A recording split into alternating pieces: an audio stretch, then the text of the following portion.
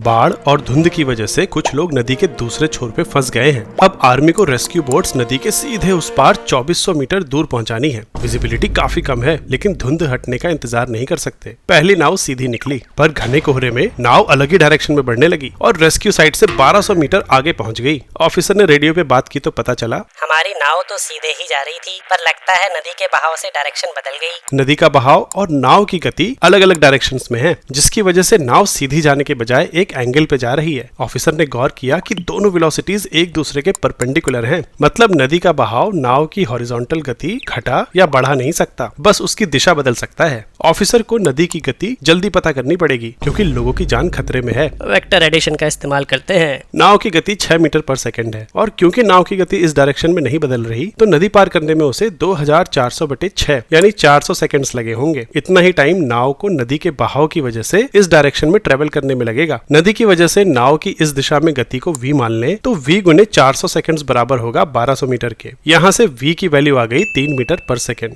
अगर नाव यहाँ से थीटा डायरेक्शन में जाए तो बहाव के विपरीत इसकी वेलोसिटी 6 sin थीटा मीटर पर सेकंड होगी। सीधा जाने के लिए नाव की वेलोसिटी के इस कंपोनेंट को 3 मीटर पर सेकंड के बराबर होना पड़ेगा। यहाँ से थीटा की वैल्यू आ गई 30 डिग्री। मतलब नाव को नदी के बहाव की दिशा से 120 डिग्री के एंगल पे निकलना होगा। अब रेस्क्यू ऑपरेशन के लिए कोहरा छटने का इंतजार करने की जरूरत नहीं।